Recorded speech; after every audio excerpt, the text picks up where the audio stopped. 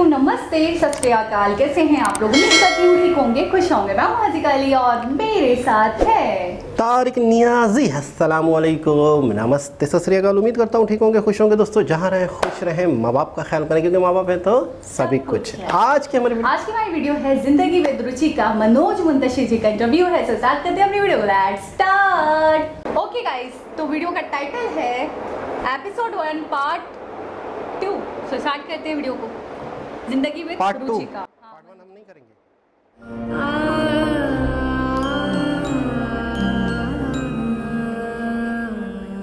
ये समंजार, ये जमुना का किनारा, ये महल, ये मुनक्कश दरो दीवार, ये मेहराब, ये ताक, एक शहंशाह ने दौलत का सहारा लेकर हम गरीबों की मोहब्बत का उड़ाया है मजाक। मेरी महबूब कहीं और मिला कर मुझसे। सिमट सका न कभी जिंदगी का फैलाओ, कहीं भी खत्म गमे आशिकी नहीं होता। निकल ही आती है कोई न कोई गुंजाइश, किसी का प्यार कभी आखिरी नहीं होता। जहर बरसा है क्या नींदों पे मेरी, या मेरी आंखों में नश्तर गड़े हैं। वजह क्या है कोई समझाए मुझको, ये मेरे ख्वाब क्यों नीले पड़े हैं। ये बहुत पुरानी बात नहीं, जब मैं रोशन था, जिंदा था, वो नूर था मेरे माथे पर कि हर तारा शर्मिंदा था। कल ख्वाबों की फसलें थी जहां अब रेत के बंजर टीले हैं। आंखों के दरिया सूख गए, ला इनका पानी वापस दे। मुंतशिर हम हैं तो रुखसार पे शबनम क्यों है, आईने टूटते रहते हैं तुम्हें गम क्यों है। मुंतशिर का मतलब होता है बिखरा हुआ, बेतरतीब। लेकिन मनोज मुंतशिर का मतलब होता है सपने देखना और पूरी जिद के साथ उनको पूरा भी करना। 1999 में गौरीगंज की अपनी मिट्टी छोड़ दिल में गीतकार बनने के सपने लिए मुंबई आने से लेकर 2019 में तेरी मिट्टी लिखकर हर हिंदुस्तानी के दिल में बस जाने तक का सफर। मनोज मुंतशिर के जीवन के इस सफर से अगर आपको कुछ सीखना है तो आंखों में बड़े सपने और दिल में उससे भी बड़ा जुनून पालना सीखिए और अपने सपनों को पूरा करने के लिए हर कीमत चुकाने को तैयार रहिए। आसान नहीं होता गौरीगंज के मनोज शुक्ला के लिए मुंबई का मनोज मुंतशिर बन जाना।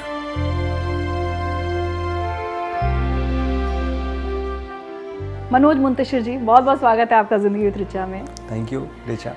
अब एक बात बताइए, मनोज मुंतशिर को समझने से पहले हमें मनोज शुक्ला को समझना होगा।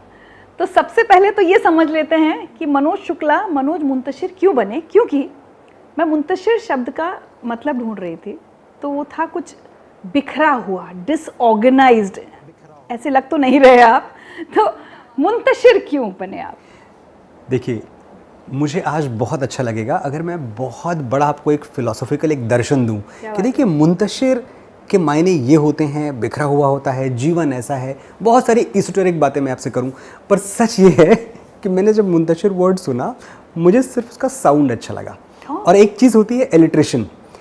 एज ए राइटर हम उस पर बहुत ध्यान देते हैं कि अगर हम कोई चीज़ छैया छैया जैसे लिखते हैं गुलजार साहब, तो वो एक साउंड अगर 2 बार आता है ना और एक रिपीटिशन में आता है तो उसकी एक ब्यूटी है। तो जब मैं 97 में, ऐसा नहीं कि ये वर्ड पहली बार सुना, पर ये वर्ड पहली बार मेरी समाज से गुजरा। मेरा शहर गांव, तब तो गांव था, गौरीगंज। तो सर्दियों की एक शाम थी और 7 बज चुके थे। 7 बजे पूरा स्लीपी टाउन सो जाया करता था। आप सोचें, कोहरा, 7 बजे घना कोहरा, और मैं चाय की तलाश में भटकता रहा यहाँ वहाँ।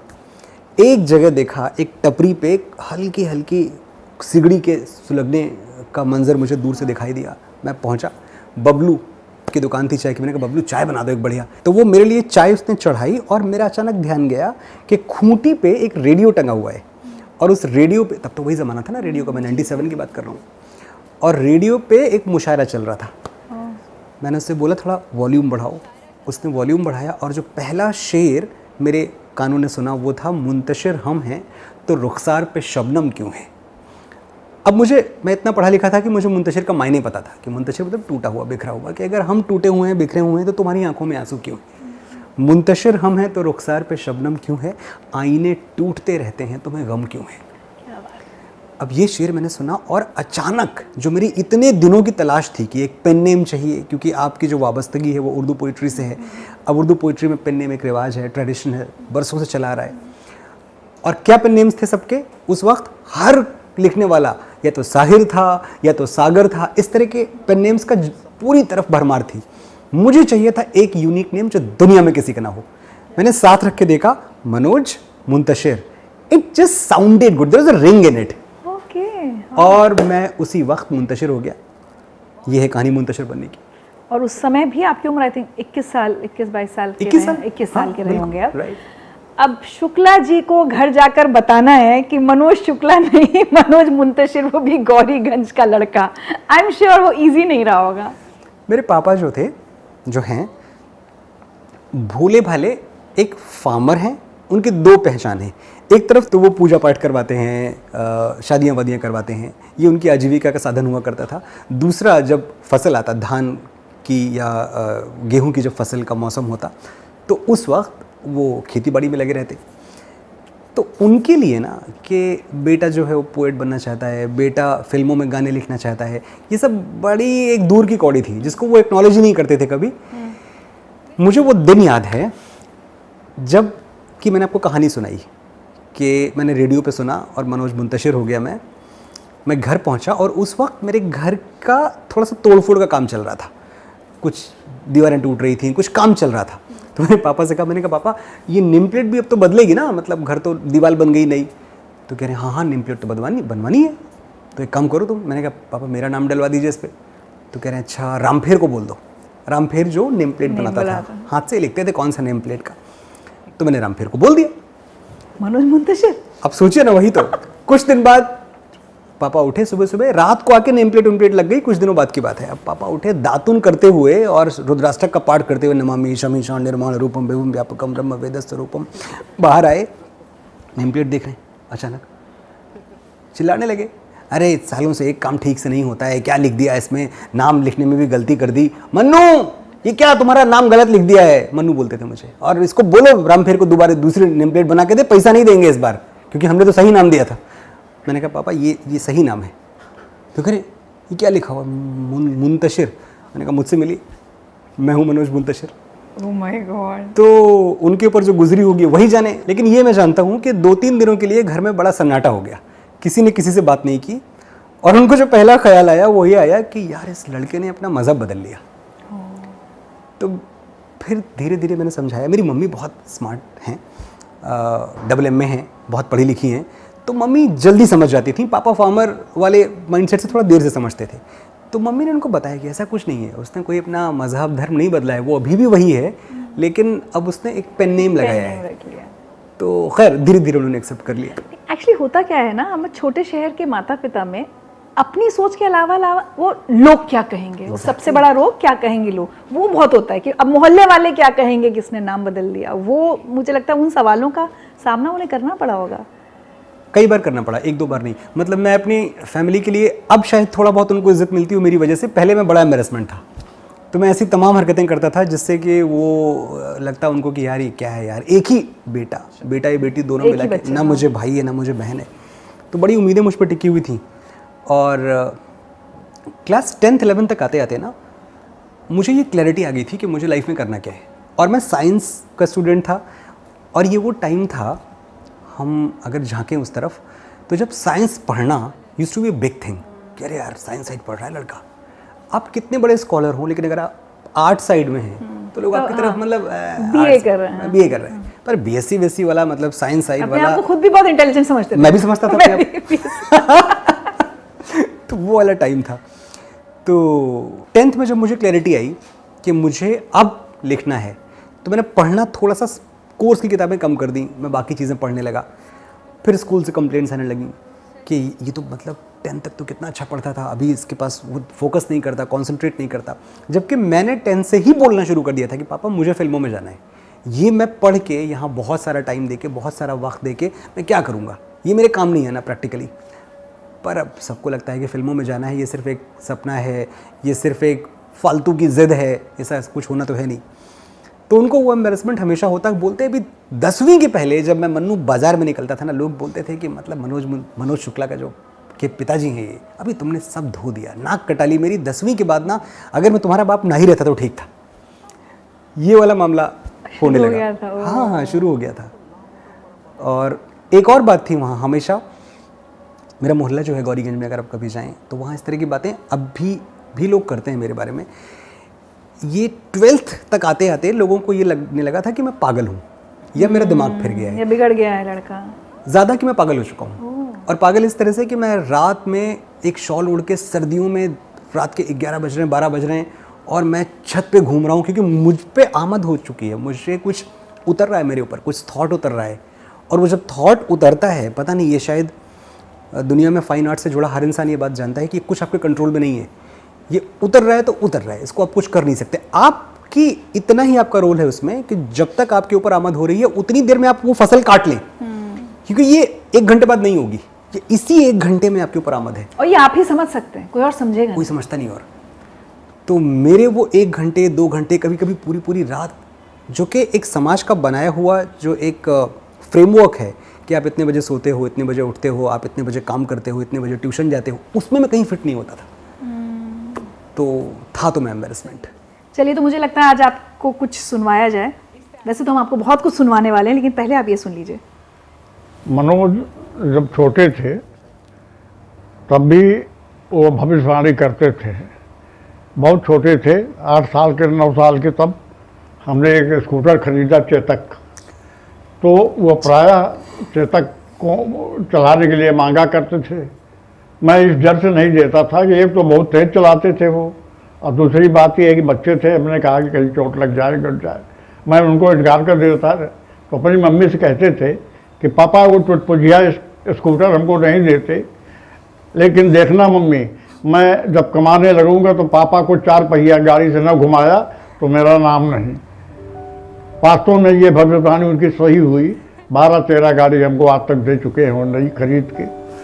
और जो भी उन्होंने कहा कि आप लोगों को यहाँ नहीं रहना है, आप लोगों को बॉम्बे में रहना है, और ट्रेन से नहीं चलना है, आपको फ्लाइट से चलना है, और बॉम्बे में आप जा कर के अपने घर में, अपने बंगले में रहेंगे आराम से, और गौरीगंज में नहीं रहना है, छोड़ देना है सब आपको।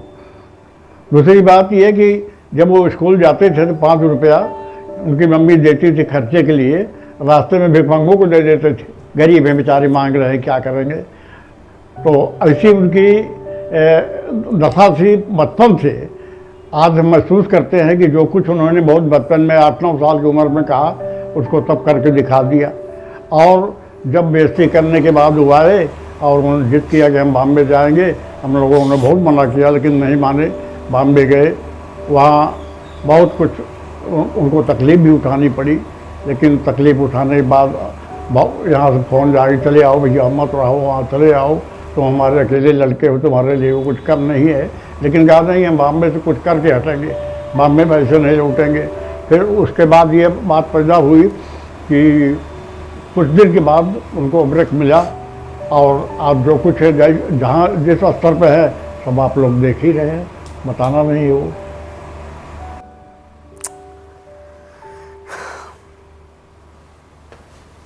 मैं क्या कहूँगा, कितनी प्यारी बातें बताई हैं। ये मुझसे नहीं करते हैं प्यारी बातें, ये पता नहीं आपने कैसे करवा ली इनसे। और मुझे ये दूसरे पापा लग रहे हैं, ये मेरे वाले पापा नहीं है। मेरे वाले पापा, ऐसा बहुत कम हुआ है कि जब उन्होंने कुछ मेरा बहुत एक्नॉलेज किया हो। सच तो ये है कि तकरीबन मुझे लगता है 50 के आसपास फिल्में कर चुका हूँ मैं, इन्होंने 5 भी नहीं देखी होंगी मेरी फिल्में, और टीवी पे भी नहीं देखते। मुझे शौक लगता है कि पापा चलिए, आप नहीं देख पाए थिएटर में जाके, आप लखनऊ नहीं गए, आज टीवी पे आ रही है, देख लीजिए। तो उनको, हाँ ठीक है, क्या देखना मन्नू, तुमने लिख दिया, हो गया, आप क्या देखना। तो ये जो बातें बता रहे हैं, लेकिन जो स्कूटर वाली बात इन्होंने बताई, ये मेरे और इनके बीच में ऐसी फसाद की जड़ थी, ऐसा बोन ऑफ कंटेंशन कि मैं बता नहीं सकता। तो हर बाप बेटे का होता है, मुझे लगता है। एक बात झूठ, 2 बातें झूठ बोली इन्होंने। पहली बात तो ये बोली कि इनको डर लगता था कि मैं कहीं गिर जाऊंगा, तेज़ चलाता था। अरे तेज़ चलाऊंगा तब जब चलाने को मिलेगा, मुझे कभी चलाने को मिला ही नहीं। और उनको ये डर नहीं था, इनको डर ये था कि ये मुझे बताते थे बाकायदा कि 13,825 रुपये 13 पैसे, ये उस वक्त बजाज चेतक का प्राइस था, मुझे आज तक याद है, क्योंकि वो मुझे इतनी बार बताया गया था 13,825 रुपये का लिया है। ये आर्थिक असुरक्षा का मामला है कि इतनी गरीबी देखी थी मेरे पापा ने। ये जहाँ पैदा हुए थे उस वक्त इनके यहाँ दाल बनती थी महीने में 1 दिन, और ये पूरा इनका बचपन ऐसे गुजरा है, 2 कपड़ों में गुजरा है, गुलाम हिंदुस्तान में पैदा हुए थे, तो बहुत बुरे दिन देखे थे। तो इनके लिए ये चीज़ फैटम कर पाना कि नहीं अब हम भी ठीक ठाक से खाना खा सकते हैं, सब कुछ मिलने के बाद भी इनको लगा कि ये तो या तो सपना है या कोई छलावा है या कोई भ्रम है, कोई इल्यूजन है, ऐसा हो नहीं सकता। ऐसा नहीं हो सकता, इतना नहीं आ सकता। इतना नहीं आ सकता। मतलब वो कैसरुल जाफरी का शेर था कि दस्तकों ने मुझे वो दाग दिए हैं कैसर, वो भी आ जाएं तो दरवाज़ा ना खोलूं पहले। तो वो उनके ऊपर गुजरा। तो मैं समझता था ये बात, लेकिन अब मेरी भी आप हालत समझें। मैं पढ़ता था कॉन्वेंट में, HL कोरवा जो अमेठी में है, 12-13 किलोमीटर है वहाँ से, पढ़ता वहाँ था मैं। तो अचानक ना मेरा दायरा बड़ा होने लगा था। को एजुकेशन था, 10th तक पहुँचा तो बहुत सारी लड़कियाँ थी जो दोस्त थीं। अब मुझे भी कभी तो अपना स्कूटर, अपनी बाइक फ्लॉन्ट करनी है भाई। मैं कहाँ मतलब बस की लाइन में लगा रहूँगा। तो मैं खाली इनसे अपॉइंटमेंट लेता था कि साल में 2 दिन के लिए मुझे दे देना आप, और ये मुझे पूरे साल बोलते इतने नंबर लाओ तो मिलेगा, ये करो तो मिलेगा वो। और जब मैं सब कुछ कर लेता, सारी कंडीशन पूरी करने के बाद एन वक्त पे ये मुकर जाते, कह रहे क्या है उसमें कुछ स्पार्क प्लग ठीक नहीं है उसका, अभी छोड़ो अगली बार लेना। तो ये चलता रहता। एक दिन मैं ऐसा झल्लाया, मुझे आज भी याद है। मतलब उस दिन मैंने तांडव किया था, भीषण तांडव। ये बात उनकी सही है, टुटपुंजिया वर्ड मैंने नहीं बोला था, वो खुद बोल वैसे रहे हैं। टुटपुंजिया काफी यूपी वर्ड है, बोलते हैं सब लोग। तो फिर मैंने बोला रहा होगा। मैंने कहा जो आप स्कूटर लिए दिखाते रहते ना मुझे, देखिए मैंने तो कार का नाम तक बोला था, क्योंकि तब हम लोग टीवी वगैरह पे देखते तो मर्सिडीज दिखती थी। अच्छा, मर्सिडीज। तो और तो कोई कार जानते नहीं थे, या तो आपको मारुति पता थी या मर्सिडीज पता थी। मैंने कहा एक दिन मर्सिडीज खरीदूंगा। चलिए आपने बड़ा सोचा, मारुति नहीं बोला। राइट। और एक कहानी वो उन्होंने नहीं बताई, मैं आपको बताता हूँ। एक्चुअली जब पहली बार मर्क ली 2012 में, मुझे आज भी याद है, तो मैंने फ़ोन किया। आप या तो सेंटिमेंटल होते हो जब आप मारुति खरीदते हो, और मेरे जैसे बच्चों के लिए जो बहुत ही हम्बल बैकग्राउंड से आए हैं, या फिर आप एक दिन इमोशनल होते हो जब आप मर्सिडीज़ खरीदते हो। सही बात है। तो मैंने फ़ोन किया, मैंने कहा पापा हमने मर्सिडीज़ ली। ये रोने लगे और इनको ये पूरी कहानी याद आई कि तुमने ऐसा कहा था। कहने लगे मन्नू मुझे इस बात की बड़ी खुशी है कि तुमने अपना गुस्सा ज़ाया नहीं किया, बेकार नहीं कर दिया अपना गुस्सा। तुमने वो गुस्सा मैंने कहा पापा गुस्सा आपसे, गुस्सा मतलब आपसे कौन सा गुस्सा? फूट फूट के रोए, बोले मुझे बहुत अच्छा लग रहा है कि तुमने जो उस दिन कहा था, तुमने उसको अपने दिमाग के किसी कोने में रखा, तुमने उसको वेस्ट नहीं कर दिया। तो ये है मेरे पापा की मेरी इक्वेशन। नहीं, बट ये कितनी खूबसूरत बात है मनोज जी। हर पीढ़ी में ऐसा होता है, कोई पीढ़ी ऐसी नहीं रही होगी जिसका माता पिता से कुछ झगड़ा, वो हम सबका रहता है। लेकिन अगर आपने उस चीज़ को, जैसे उन्होंने कहा जिद्दी है वो, भविष्यवाणी, मतलब आप कितने जिद्दी रहे होंगे और उसको आपने कितनी पॉजिटिवली चैनलाइज किया। क्योंकि मेरे मन में एक सवाल और आ रहा है, हमारे उस वक्त में जब आप ये कह रहे हो कि फिल्मों में जाऊंगा, एक्टर बनना ही लोगों को समझ में आता है। बिल्कुल। गाने लिखना तो मतलब मुझे नहीं लगता किसी को उस समय समझ में भी आता होगा, किसी भी पेरेंट्स को। और एक्टर बनना भी कोई बहुत अच्छी बात नहीं मानी जाती थी। तो उस समय इतनी बड़ी बात कह देना एक बच्चे के लिए। अब मैं आपसे ये सवाल पूछती हूँ कि आपको ये पहली बार समझ कब आया कि आप हिंदी भाषा में कुछ करना चाहते हैं? साइंस पढ़ रहे थे या कवि बनेंगे, शायर बनेंगे और फिल्मों में जाके गीत लिखेंगे? ये समझ मुझे तो ध्यान नहीं पड़ रहा है कि मुझे थी उस, और हम लोग एक ही उम्र के हैं। हाँ। सीरियसली समझ नहीं आ रहा कि ये समझ कैसे आई आपके अंदर। एक बात ना, अब एग्जैक्टली मैं पिन पॉइंट नहीं कर सकता, लेकिन एक बात बहुत अर्ली स्टेज पे मैं समझ गया था। मैं कॉमिक्स पढ़ने का बड़ा शौकीन था, तब डायमंड कॉमिक्स का ज़माना था और अमरजीत का था। हाँ मतलब एग्जैक्टली। तो अब मैं डायमंड कॉमिक्स पढ़ता और देखता है इसके पास ये सुपर पावर है, इसके पास वो सुपर पावर है। साबू जो है, चाचा चौधरी, साबू टाइप के कैरेक्टर्स थे। चाचा चौधरी का दिमाग कंप्यूटर से भी तेज़ चलता है, ये बड़ी मशहूर लाइन थी उस ज़माने की। तो ये सब पढ़ के मुझे एक बात लगता है कि यार अगर चाचा के पास सुपर पावर है कि इनका दिमाग कंप्यूटर से तेज़ चलता है, या साबू के पास सुपर पावर है कि वो बहुत स्ट्रांग है, कोई सुपर पावर तो मेरे अंदर भी होगा। ऐसा तो हो नहीं सकता कि मुझे ईश्वर ने ऐसे ही भेज दिया दुनिया में कि जाओ ऐसे ही है। मैं बाय प्रोडक्ट नहीं हूँ, मैं प्रोडक्ट हूँ। तो ये जो सुपर पावर है ना, इसमें एज अ चाइल्ड ये मुझे इतना यकीन था इस चीज़ में जितना किसी बच्चे का जादू में विश्वास होता है। वैसे मुझे विश्वास था कि मेरे अंदर एक सुपर पावर है, वो मुझे तलाशना है और उसकी मैं कोशिश करता रहता। बड़ा ट्रायल एंड एरर वाला मामला था, और ये ट्रायल एंड एरर शुरू हो गया था मुझे लगता है बहुत छोटी उम्र से, 10-12 साल से। हाँ, तो मतलब ये कि मैं पहले क्रिकेट खेलता, मुझे लगता हाँ ठीक खेलता हूँ पर इसमें कोई बहुत आगे नहीं जा सकता। फुटबॉल खेलता, हर चीज़ ट्राई करके। एक दिन हुआ ये कि बच्चों को आदत होती है पुराने सामान, टाइम कितना हमारे पास है। आप सोचो कि मैं स्कूल से घर आने के बाद इतना टाइम किल करने को पड़ा हुआ है ना। हमारे पास तब टेलीविज़न का ज़माना था, एक रेडियो मेरे पास हुआ करता था, उस पर 2 बार फिल्मी गाने आते थे दिन में, एक 12:30 बजे, एक 1:40 पे। इसके अलावा कोई ज़रिया एंटरटेनमेंट का है नहीं। और मैं जहाँ मेरा घर था, अभी भी है गौरीगंज में, उसके आसपास के इलाके में तकरीबन 1-1.5 किलोमीटर में कोई बच्चा नहीं, कोई आबादी नहीं, कोई सोशल सर्कल नहीं, तो एकदम ही अकेला बच्चा। यहाँ मेरे पास ना कोई भाई ना कोई बहन, न्यूक्लियर फैमिली, पापा काम पे मम्मी काम पे। तो मैं क्या करूँ? तो मुझे पढ़ने की बड़ी आदत थी कि जो मिल जाए पढ़ डालो, जो मिल जाए। और इस हद तक थी कि अगर कभी किसी ने समोसा दिया ना और चटनी रख के दी किसी कागज़ पे, तो वो समोसा खा के और चटनी वाला पेपर फेंकने के पहले मैं उसको पढ़ लेता था कि इसमें क्या लिखा हुआ है। तो ऑब्सेस था पढ़ने से। एक दिन पापा का पुराना ट्रंक ऐसे खोल के टाइम पास कर रहा था, उसमें मुझे मिल गया दीवाने गालिब। अब गालिब नाम तो इतना तब भी सुना हुआ था, गालिब कोई तो है, गालिब क्या करते हैं, कुछ लिखते विखते हैं, इतना पता था। दीवाने गालिब मिला। दीवाने गालिब, मैं ये बात दावे से कह सकता हूँ कि मेरे पापा को या तो किसी ने गिफ्ट किया होगा या शौकिया पढ़ा रहा होगा, उन्होंने एक पन्ना भी नहीं पढ़ा होगा। पर मैंने खोला, मैंने कहा यार तो बड़ी चीज़ है, इसको समझ में आना चाहिए। तो मैं दीवाने गालिब खोलता हूँ और दीवाने गालिब के पहले पन्ने पे जो कुछ अशार हैं, पहली जो गज़ल है वो कुछ यूँ है ऋचा कि नक्श फरियादी है जिसकी शोखिए तहरीर का, कागज़ी है पैरहन जिस पे करे तस्वीर का, कावे कावे सख्त जानी हाय तन्हाई न पूछ, सुबह करना शाम का लाना है जुए शीर का। Exactly the same reaction which is on your face. यही लुक मेरा था। मैंने कहा यार तो कुछ समझ में नहीं आया। अर्थात संदर्भ प्रसंग सहित व्याख्या हम लोग पढ़ते थे ना, माखनलाल चतुर्वेदी ने ये लिखा है। क्योंकि अब इसको समझाए कौन? कभी कहना क्या चाहता है?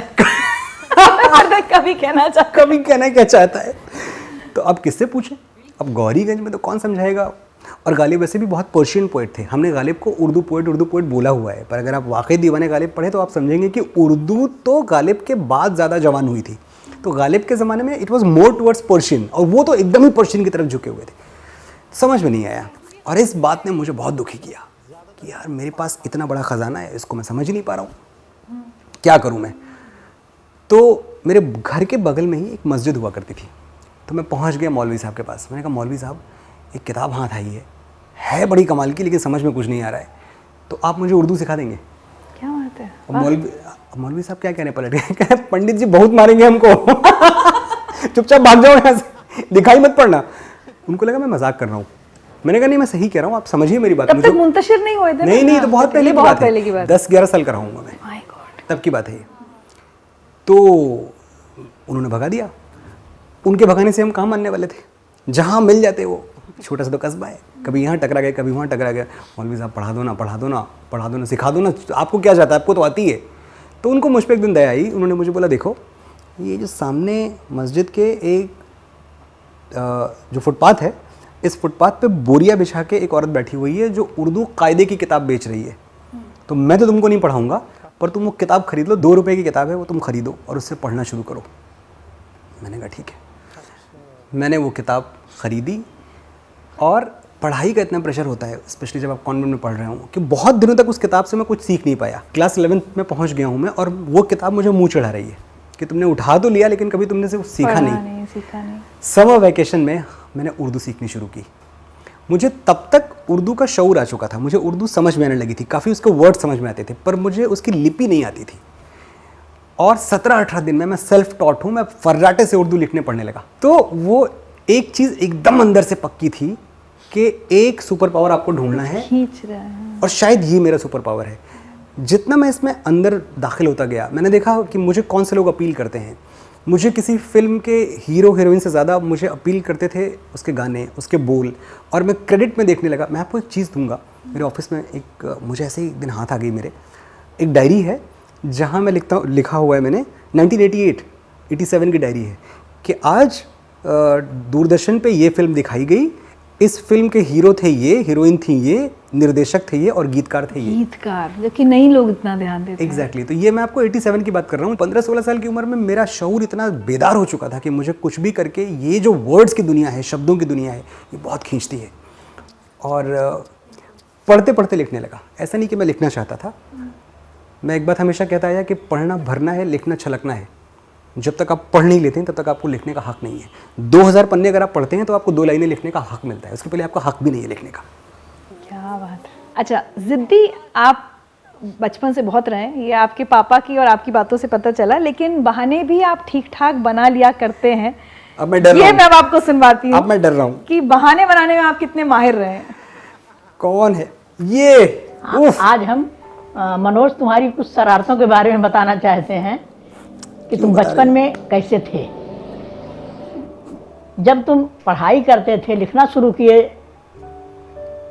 साहित्य की तरफ तुम्हारा झुकाव हुआ, लिखना शुरू किए, तब पापा तुम्हारे लिखने पर प्रतिबंध लगाने लगे कि पढ़ाई छोड़कर अब केवल यही काम रह गया है तुम्हारे लिए, लिखने का ही। लेकिन तुम मानते नहीं थे।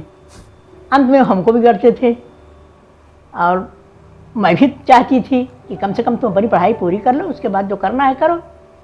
लेकिन तुम्हारी ये आदत थी कि तुम एग्ज़ाम टाइम में भी रजाई के नीचे छुप करके कोर्स की किताब के अंदर शाहिर की किताबें रख करके और तुम पढ़ते थे। और तुम जानते थे कि मम्मी को पता नहीं है। एक दिन मैं पहुंच गई, मैंने पूछा क्या कर रहे हो भैया? कहें मम्मी पढ़ रहा हूँ। क्या पढ़ रहे हो? तो कहें कि हाँ। हम कहा अच्छा रजाई हटाओ। रजाई हटाई तो मैंने देखा कि ये किताब के अंदर शाहिर की बुक रख के पढ़ रहे हैं। मैंने कहा यही है तुम्हारा कोर्स, यही पढ़ोगे? तो बहुत डांटे इनको। हाँ, उसके बाद चलो ठीक है, जो किए सो किए। ये इंटर पास करके जब गए, कहे मम्मी आपको रिजल्ट से मतलब है, हम क्या पढ़ रहे हैं आपको इससे मतलब नहीं है। मैंने कहा जब पढ़ोगे तो नहीं तो रिजल्ट कहाँ से दोगे? कहीं हमारी जिम्मेदारी है। खैर अंत में ज़्यादा तो नहीं, लेकिन उस जमाने में 70% इंटर में ले आए।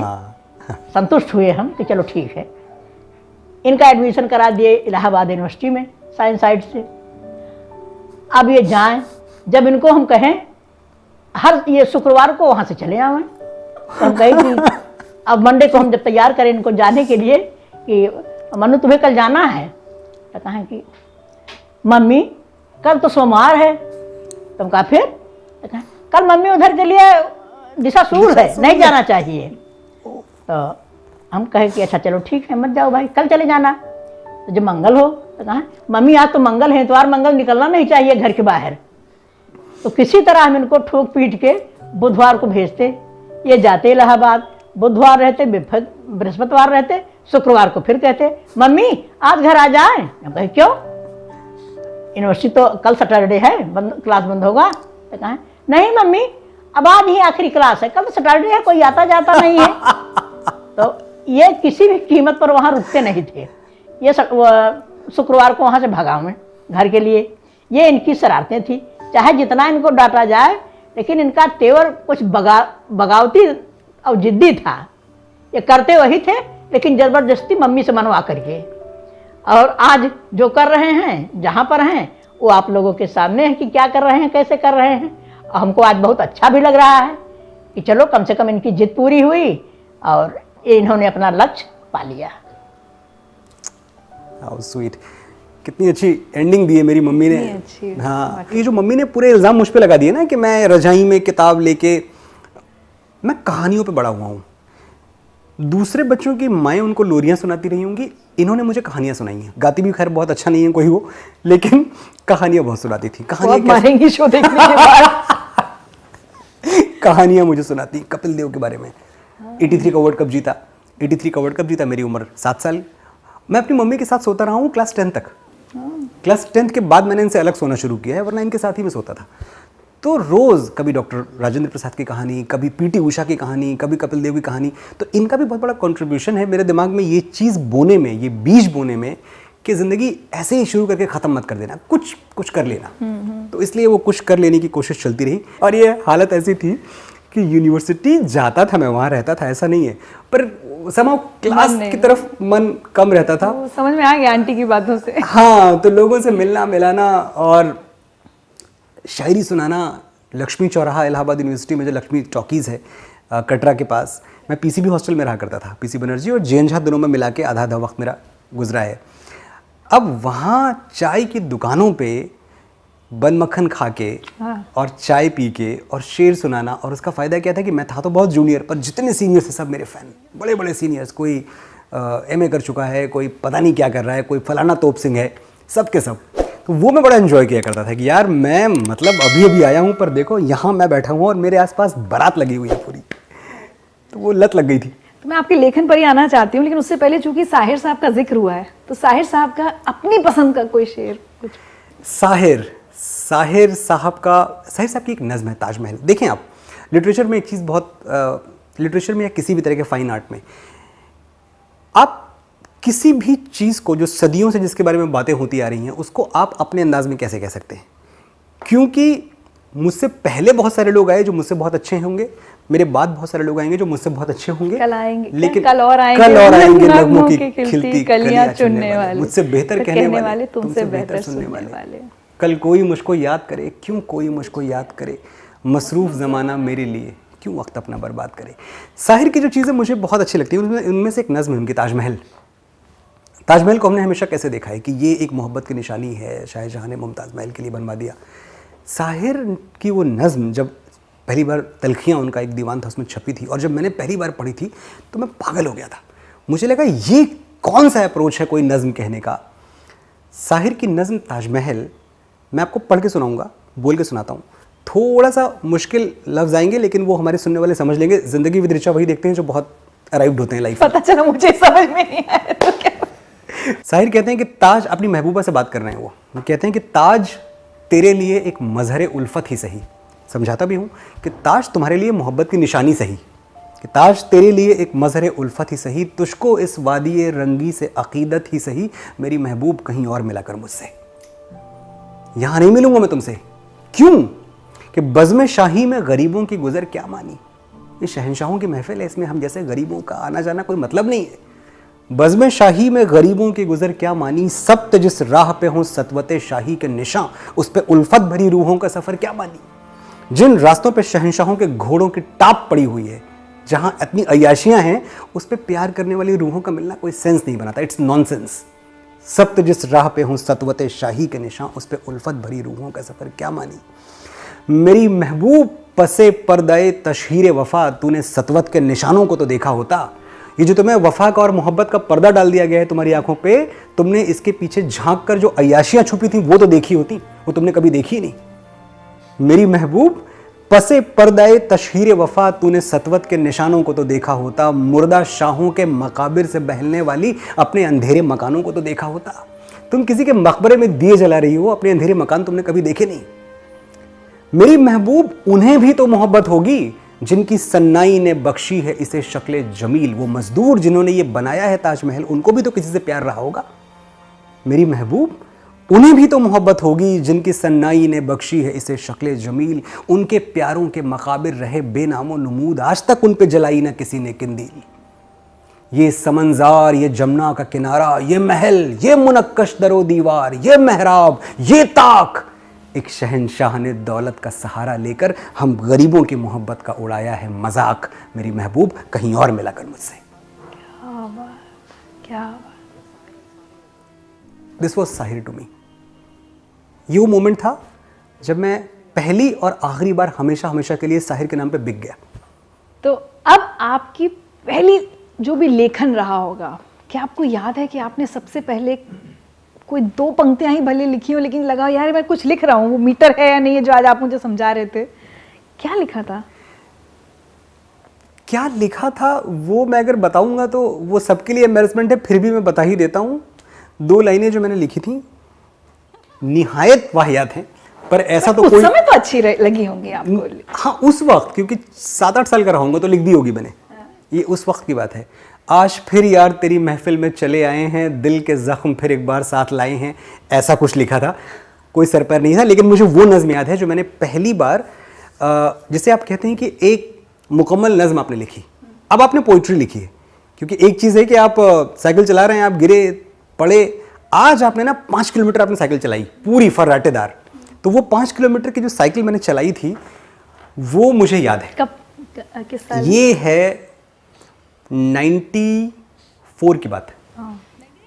94 मतलब मैं 18 साल का हो चुका था, और तब तक मैं पढ़ता बहुत था, तो मुझे अब शायरी का मीटर समझ में आ चुका था, मुझे फ़ाइलातुन समझ में आ चुका था, मुझे अरकान समझ में आ चुका था, मुझे बहर समझ में आ चुका था। और एक बात मैं अच्छी तरह से जानता था कि अगर आप किसी चीज़ को प्रोफेशनली अटैक करना चाहते हैं, आप उसको एज अ करियर लेना चाहते हैं, तो आप उसमें मतलब शेकी ग्राउंड्स पे ना रहें कि आपको हाँ थोड़ा बहुत आता है, थोड़ा बहुत ये सुन लिया है, थोड़ा बहुत वो सुन लिया है, फिर जितना हो सके आपको उसके बारे में सब कुछ पता होना फिर चाहिए। जैक नहीं बनना है, मास्टर ही बनना है। एग्जैक्टली, फिर मास्टर ही बनना है। अच्छा, ये वो टाइम था जब गूगल तुम्हारे पास था नहीं, तो हम क्या करें, किताबें पढ़ते थे। और जितना जेब खर्च, सारे दोस्तों से मैंने उधार लिए हुए अपने, कभी आपका गौरीगंज जाना हुआ तो मिलाऊंगा, सब मांगते हैं, मैंने कभी वापस नहीं लौटाया। किसी से 25, किसी से 30, किसी से 40, सबसे मांग के मैं सिर्फ किताबें खरीदता था। मेरे भी लिखने की और प्रॉपरली लिखने की वजह वही थी जो हर शायर की होती है, और मुझे लगता है दूसरी कोई वजह होती भी नहीं है और होनी भी नहीं चाहिए और हो भी नहीं सकती। और वो ये है कि जब आपको इश्क होता है, पहला प्यार, और ऐसा पागलों जैसा होता है कि आपको लगता है कि दुनिया बस यही है, यही एक लड़की, इसके आगे इसके पीछे कायनात का कोई मतलब नहीं है। तो मैं भी उस दौर में गया, गुजरा उससे। तो 11वीं 12वीं में भयंकर इश्क किया, जिस तरह से इश्क कर सकते हैं वैसा इश्क किया, पागलों की तरह। मतलब मैं लैला लैला चिल्लाऊंगा कुर्ता फाड़ के, वो वाला इश्क था। मोबाइलों के दौर के आशिक को क्या पता रखते हैं कैसे खत पे कलेजा निकाल के। हाँ, क्या बात है। तो हम तो खत पे कलेजा निकाल के रखते थे, और ये वही टाइम भी था जब वाकई चिट्ठियाँ लिखता था मैं, दिन रात चिट्ठियाँ लिखता, मैं उसको लिखता, वो भी कभी कभी मेरे 10 चिट्ठियों के जवाब में एक चिट्ठी लिखती। तस्वीरें हमारी कुछ साथ की थी। स्कूल ख़त्म हुआ और एक दिन वो मेरे पास आई और कहने लगी कि देखो स्कूल ख़त्म हो गया है और अभी हमारा सब कुछ ख़त्म। मैंने कहा ब्रेकअप, ये कैसे हो गया? नहीं, तुम मेरे पापा को पसंद नहीं हो। मैंने कहा पापा को नहीं पसंद, क्यों? नहीं, पापा कहते हैं कि ये शायरी वारी करता रहता है, कुछ करेगा नहीं लाइफ में। और बहुत लोग जो हैं जब यहाँ बैठ के बातें होती हैं तो कोई कहता है मैं मोतीलाल नेहरू दिया है मैंने, कोई IIT दिया है, कोई रुड़की जा रहा है, कोई यहाँ जा रहा है। तुमने एक बार भी, तुम मजाक में भी बोल देते, झूठ भी बोल देते कि तुम भी कुछ करोगे। मैंने कहा मैं इन सबसे बड़ा करूँगा, मैंने 100 बार बोला है। मैंने कहा मैं फिल्मों में गाने लिखूंगा, मजाक की बात थोड़ी है, बहुत बड़ी चीज़ है वो, फिल्मों में काम करूँगा मैं। ये सब ठीक है, तुम मेरे पापा को पसंद नहीं हो और तुमने एक भी ऐसी वजह मुझे नहीं दी है कि मैं तुम्हारे लिए उनसे लड़ूँ और उनको मैं समझाऊँ कुछ। तो ये कहानी यहीं ख़त्म है। और तुम ऐसा करो, मेरी चिट्ठियाँ मुझे वापस कर दो और मेरे फोटोग्राफ्स दे दो, क्योंकि मैं चाहती नहीं कि बाद में चल के इनका कोई इशू बने। ये जब सुना ना मैंने कि चिट्ठियाँ और फोटोग्राफ्स वापस कर दो, तो अंदर बड़ी खलबली मची। जॉन एलिया का एक शेर था कि ये तेरे ख़त, तेरी खुशबू, ये तेरे ख्वाब व ख्याल, मताए जहाँ हैं तेरे कौल और कसम की तरह, गुज़श्ता साल इन्हें मैंने गिन के रखा था किसी गरीब की जोड़ी हुई रकम की तरह। तो ऐसे संभाली थी मैंने वो चिट्ठियाँ, मुझे इतनी अजीज़ थी। मैंने कहा दूंगा नहीं तुम्हें चिट्ठियाँ, ये मेरी कमाई है। ये उन तपती हुई दोपहरों का मेहनताना है जब मैं तुम्हारी खिड़की खुलने के इंतज़ार में जून के मौसम में घंटों मैदान में जो तुम्हारे घर के आगे था वहाँ खड़ा और तुम्हारी खिड़की ताकता रहता था कि तुम खिड़की खोलोगी तो मैं एक बार देखूंगा। मैंने कहा ये मैं तुम्हें नहीं दूंगा, ये पूरा इस पर मेरा राइट है, तुम्हारा कोई हक नहीं है इस पर। खैर फिर भी नहीं, मैं तुम्हें देना तो पड़ेगा। और अब मुझे इस एक थॉट से कि मुझे वो चिट्ठियाँ लौटानी पड़ेंगी, उसने मुझे अंदर बहुत तोड़ दिया। मुझे वो फोटोग्राफ्स लौटाने पड़ेंगे, उसने मुझे बहुत परेशान किया। और मैंने अपनी पहली नज़्म लिखी। वो नज़्म थी कि आँखों की चमक, जीने की लहक, आँखों की चमक, जीने की लहक, सांसों की रवानी वापस दे, मैं तेरे ख़त लौटा दूंगा, तू मेरी जवानी वापस दे। वो जो 2 साल मैंने तुम्हारे प्यार पे कुर्बान कर दिए, जब मेरी उम्र के बच्चे क्रिकेट खेलते थे, मैं तुम्हारे गलियों के चक्कर लगाता था क्योंकि मुझे सिर्फ और सिर्फ तुम चाहिए थी। केमिस्ट्री लैब में मैं एक एक मोमेंट ढूंढता था कि कब टीचर की 1 मिनट को आंख झपके और कब मैं बॉयज़ और गर्ल्स का सेक्शन अलग था, कब मैं एक बार तुम्हारे पास से गुजर जाऊं। बस ऐसा नहीं कि तुम्हें गले लगा लूं, तुम्हें चुभ लूं, कुछ नहीं, बस मैं गुजर जाऊं एक बार, उतने से मैं तसल्ली थी मुझे। इतना इश्क किया है मैंने तुम्हें, इतना प्यार किया है मैंने तुम्हें, वापस तुम्हारे लिए इतना ही था बस कि ये चिट्ठियाँ फोटोग्राफ्स, तुम्हारी जायदाद इतनी ही है, तुम्हारा जो इन्वेस्टमेंट है मुझ में सिर्फ इतना सा है। मेरा इन्वेस्टमेंट तुम में मेरे ख्वाब है, मेरे ख्याल है, मेरी शायरी है, मेरी पोइट्री है, मेरे 2 साल हैं, सब वापस करो मुझे। आँखों की चमक, जीने की लहक, सांसों की रवानी वापस दे, मैं तेरे ख़त लौटा दूंगा, तू मेरी जवानी वापस दे। जब फूलों वाली रुत आई और जश्न मनाया दुनिया ने, जब टूट के बरसी मस्त घटा और झूम के नाचे दीवाने, मैं फेर के आंखें हर शय से बस तेरा दर्द संजोता रहा, चुपचाप अंधेरे कमरे में बिस्तर पे पड़ा मैं रोता रहा। तेरी याद में जिनका खून किया वो शाम सुहानी वापस दे, मैं तेरे ख़त लौटा दूंगा, तू मेरी जवानी वापस दे। मोहब्बत एक चीज़ आपके चेहरे से छीन लेती है, वो है नूर। जब आपका दिल टूटता है, जब आप परेशान होते हैं, जब आप दिन रात रोते ही रहते हैं, तो आप दुनिया का कोई भी मेकअप अपने ऊपर लगा लें, कोई भी मिट्टी मल लें, आपके चेहरे पे वो नूर नहीं लौटता। और मुझे हमेशा लोग कहते थे कि तुम दिखते अच्छे हो, तुम्हारे चेहरे पे बड़ी चमक है, बड़ी रोशनी है। वही चेहरा बुझ गया था। ये बहुत पुरानी बात नहीं, जब मैं रोशन था, जिंदा था, वो नूर था मेरे माथे पर कि हर तारा शर्मिंदा था। घनघोर अंधेरे रोते हैं जिस चेहरे की वीरानी पर एक दिया सा जलता रहता था दिन रात इसी पेशानी पर। तू मेरा सब कुछ ले जा, बस मुझे वो पेशानी वापस दे। मैं तेरे खत लौटा दूंगा, तू मेरी जवानी वापस दे। वो दिन भी कैसे दिन थे जब पलकों पे ख्वाब पिघलते थे, जब शाम ढले सूरज डूबे दिल के अंगारे जलते थे। वो धूप छाँव सब खाक हुई, यादों के चेहरे पीले हैं। कल ख्वाबों की फसलें थी जहाँ अब रेत के बंजर टीले हैं। आंखों के दरिया सूख गए, ला इनका पानी वापस दे। मैं तेरे खत लौटा दूंगा, तू मेरी जवानी वापस दे। भैया आपने 12th के बाद लिखी, ये एग्जैक्ट 94 की लिखी हुई नज़्म है। बट एक बात बताऊं आपको, ये आपने 94 में लिखी और मेरी फितरत है मस्ताना आपने 2 साल पहले 18-19 में। जी। मैं इसके पन्ने पलट रही थी और वो मुझे लगा कि वो 94 का दर्द अभी भी बहुत सारी आपकी नज़मों में है।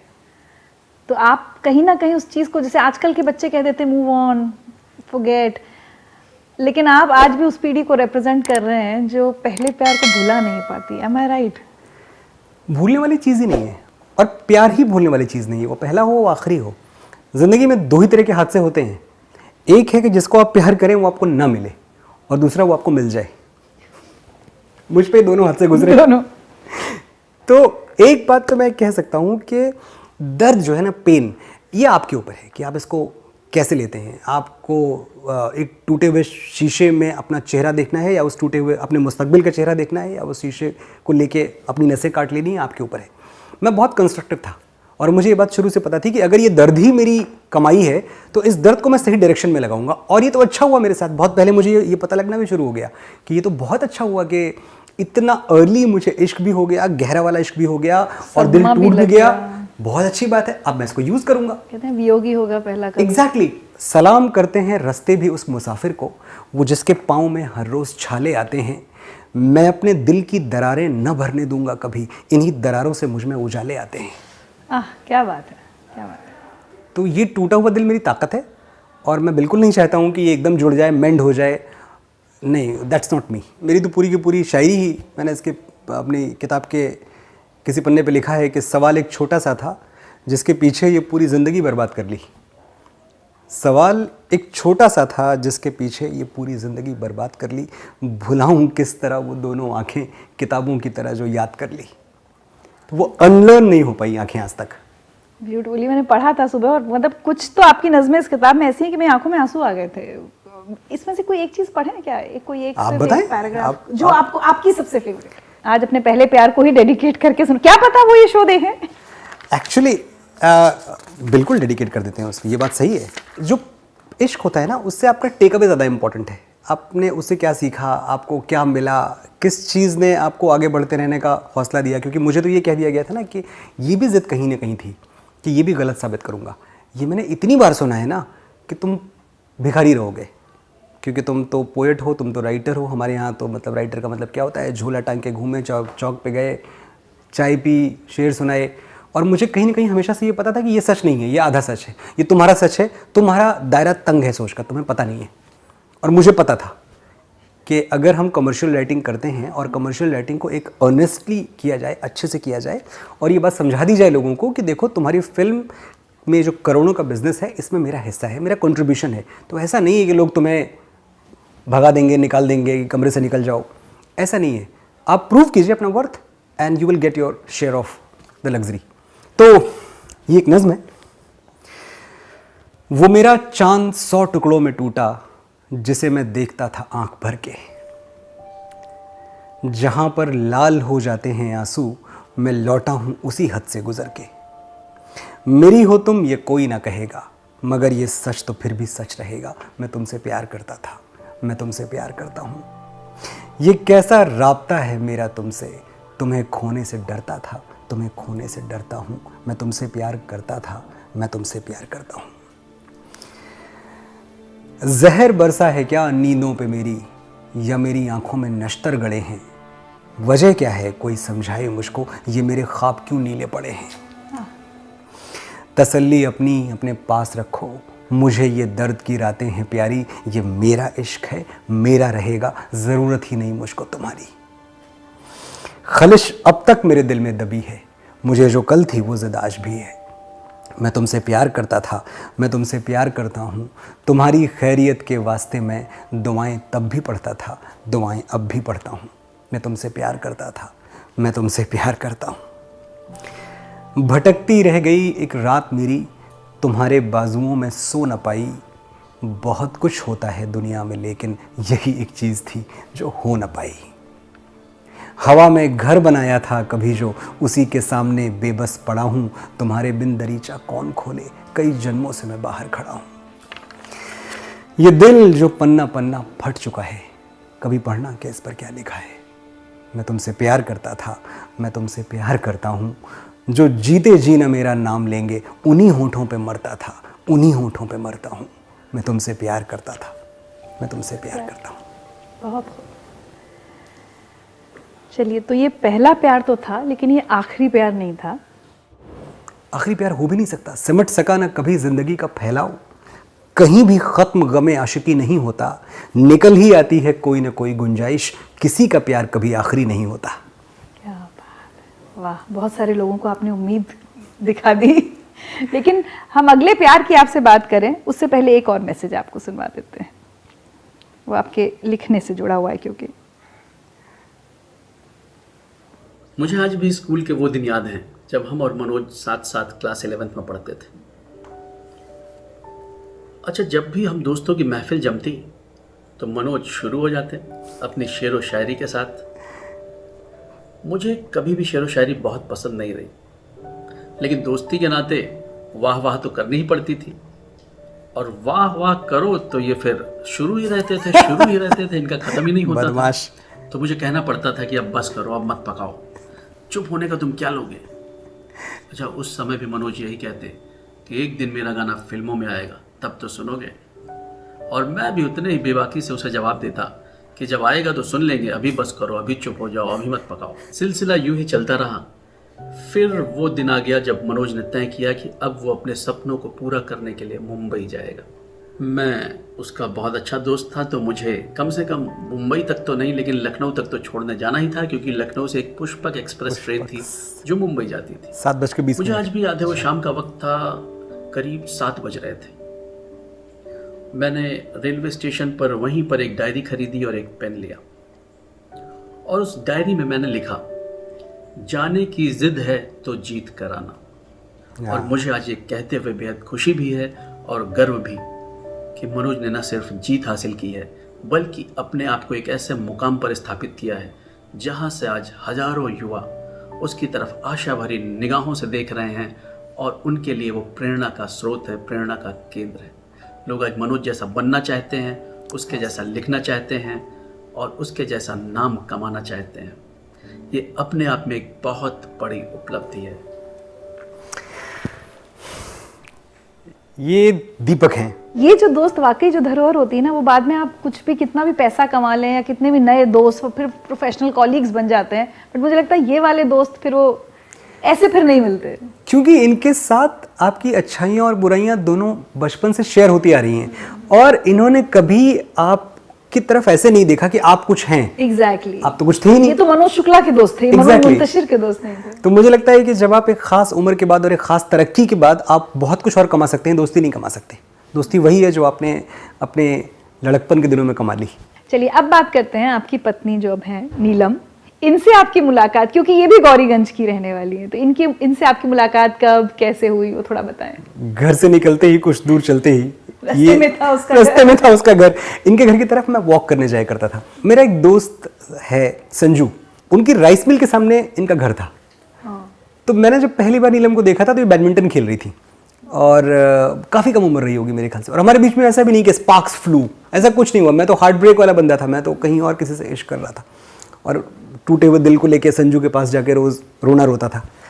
तो इनके पापा से भी बातें होने लगीं, आते जाते इनसे भी होने लगीं। इसको भी थोड़ा सा लिखने पढ़ने का शौक़ था, तो हमारे बीच में डायरीज वगैरह एक्सचेंज होने लगी, बस इतना ही। कोई रोमांस, कोई इश्क, कुछ नहीं। फिर हुआ यूँ कि मेरी शादी तय हो गई। और शादी, ये वाली कहानी कभी मैंने बोली नहीं आज तक। शादी यूं तय हुई कि मैं सेकेंड ईयर में था बीएससी, और एक दिन पापा मुझसे आए और पापा कहने लगे देखो मुंबई से एक रिश्ता आया है, मुंबई से। Oh my God. तो पहले तो रिश्ता आया है वाला पार्ट मैंने सुना तो मैं बड़ा बिफरा, मैंने कहा ये कैसे हो सकता है, मुझे शादी नहीं करनी, तो मुझे पहले कुछ बनना है। लेकिन अब पापा थे और हमारी शादी फिक्स हो गई।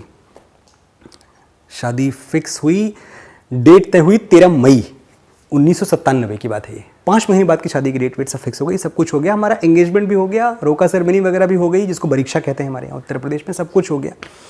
और नीलम जो मेरी बीवी हैं अभी, तो नीलम के फादर के पास मारुति कार हुआ करती थी, जो कि बहुत कम लोगों के पास थी। तो मारुति कार बुक की गई। मेरे पापा ने फ़ोन किया कि अरे चौहान जी को फ़ोन करते हैं और चौहान जी की मारुति जो है वो तो मुझसे जाओगे बेटा दूल्हा बन के, ऐसे थोड़ी जाओगे। मैंने कहा पापा बहुत बढ़िया है, अच्छी बात है, कर दीजिए। तो चौहान जी को 500 रुपये का बयाना दे दिया गया, चौहान जी की मारुति कार बुक हो गई दूल्हे को ले जाने के लिए।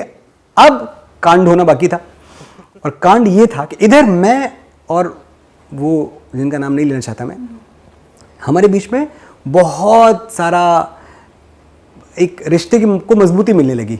हम रोज़ बात करते, चिट्ठियाँ आने लगी, जाने लगी, और हमारी मोहब्बत पक्की हो गई 4 महीने में। शादी 13 मई को है। अप्रैल के एंड में उनका भाई इंजीनियर था, वो मुझसे मिलने आया। शाम को मेरे साले साहब और मैं, हम लोग ऐसे घूमने निकले। तो जीजा जी क्या प्लान है? मैंने कहा प्लान बस यार बीएससी पूरी हो जाए, नहीं तो मेडिकल। मैंने कहा नहीं गाने लिखने। नहीं मतलब मेडिकल। मैंने कहा मेडिकल, यहाँ बीएससी कर रहे हैं ना, बायो से आपका है। तो मैंने कहा यार बायो से बीएससी कर रहे हैं इसका मतलब थोड़ी कि मेडिकल ही देंगे। मैंने कहा वो है, वो अलग चीज़ है, वो मैं पापा की खुशी के लिए कर रहा हूँ, मैं फिल्मों में जाऊँगा, मैं गाने लिखूँगा। अब उनके हाथ पांव फूलने शुरू हुए। उन्होंने कई एंगल से मुझे समझाने की कोशिश की, लेकिन मैं तो जैसा था वैसा था। झूठ नहीं बोलता था मैं, इसलिए कि लाइफ अनकॉम्प्लिकेटेड रहे, वो आज तक फॉलो करता हूँ मैं। इसलिए नहीं कि बहुत सत्यवादी हूँ, ऐसा बिल्कुल नहीं है, सारी बुराइयां होती हैं। हाँ मतलब प्रॉब्लम नहीं चाहिए मुझे कि मैंने आपसे कल क्या बोला था, परसों क्या बोला था। इतने लोगों से आप डील करते हो तो एक ही चीज़ रखो, एक ही स्टांस रखो, ताकि सोचना नहीं पड़ता। तो मैंने बोला यही सच है कि मैं कुछ नहीं दूंगा, मैं किसी मेडिकल में जाके कभी नहीं बैठूंगा। तो कह रहे लेकिन हम लोगों ने तो सोचा था कि मतलब आप तो डॉक्टर बनेंगे। खैर ये बात इधर ही रही और वो चले गए। अगले दिन उनकी तरफ से मुंबई से फ़ोन आता है मैं फ़ोन उठाता हूँ, मुझे कहते हैं उनके पापा, लड़की के पापा, कि ज़रा शुक्ला जी से बात कराई। शुक्ला जी से मैंने बात कराई। शुक्ला जी को बोला कि हम शादी तोड़ रहे हैं। अब शादी तोड़ रहे हैं तक मैं दोबारा प्यार कर चुका था और दोबारा मैं एकदम फुल्ली अटैच हो चुका था। प्लस एक पंडित परिवार, एक ब्राह्मण परिवार उत्तर प्रदेश का, आप सोचें लड़की वालों ने शादी तोड़ दी। ये बात तो मतलब डूब बनने वाली थी। बदनामी वाला बात। मुझे याद है वो बगल में एक कुर्सी थी, उस पर गिर पड़े थे फ़ोन पे। जब कॉल आई तो ये बात बहुत देर तक तो बोल ही नहीं पाई कि हुआ क्या। तकरीबन 10 मिनट बाद वो इतना बोल पाए बड़ी मुश्किल से कि उन्होंने शादी तोड़ दी। और उधर वो गिरे, इधर मैं गिर पड़ा। मैंने कहा यार बताओ ये क्या बदनसीबी है मेरी, दोबारा हार्ट ब्रेक। उनके एक चचेरे भाई रहा करते थे लखनऊ में, जो कि शादी के बिचौलिए जो होते हैं वो थे। मैं पहुंचा, मुझे आज भी वो शाम कभी नहीं भूलेगी। एक ट्रेन चलती थी गौरीगंज से लखनऊ के लिए, इंटरसिटी एक्सप्रेस, सुबह 5 बजे चलती थी गौरीगंज से, और वापसी में भी वही ट्रेन थी जो शाम को 6 बजे लास्ट ट्रेन थी। मैं उनके घर पे पहुंचा, वही जो जीजा जी करके आगे पीछे घूमते थे। पहले तो मेरे लिए दरवाज़ा नहीं खुला, तो मैंने समझाने की कोशिश की। मैंने कहा एक बार बात तो कर लो आप मुझसे, मेरा पॉइंट ऑफ व्यू तो सुन लो। बड़ी मुश्किल से दरवाज़ा खोल के अंदर बिठाया, और न चाय न पानी, कुछ नहीं। यार देखो तुम जाओ यहाँ से। मैंने कहा ऐसे बात मत कीजिए, अभी 10 दिन पहले तक आप कितने प्यार से मुझसे बात करते थे। मैंने कहा मैं थोड़ी बदल गया हूँ, कुछ प्रॉब्लम है, let's try and talk about it, बात करते हैं। नहीं यार तुम मतलब क्या आवारागर्दी है तुम्हारी यार, और हम तो फंस गए, मतलब हम अपनी बहन को इस तरह बर्बाद नहीं कर सकते। मैंने कहा कहाँ फंस गए, किस चीज़ में फंस गए? नहीं मतलब क्या शायरी वारी करोगे और गाने लिखोगे, पता नहीं क्या करोगे तुम। भाई देखो हमें छोड़ो, हमारी जान छोड़ो, हमें आपके साथ रिश्ता नहीं करना। मैं उनको समझाता रह गया, और वो भाई साहब मुझे धक्का देते रह गए दरवाजे के बाहर तक कि जाओ यार। मैंने कहा देखिए अब 6:30 बज चुके हैं, मुझे अब ट्रेन भी नहीं मिलेगी, मैं कहाँ जाऊँगा। इतना मैं मिन्नत वाले मोड में आ चुका था। तो सरिया, पता नहीं आपको वर्ड पता है कि नहीं, जहाँ ये गाय बैल वगैरह बांधते हैं, तो उनके घर के सामने एक सरिया थी जहाँ के 3-4 गायें बंधी हुई थी और भैंसें थीं।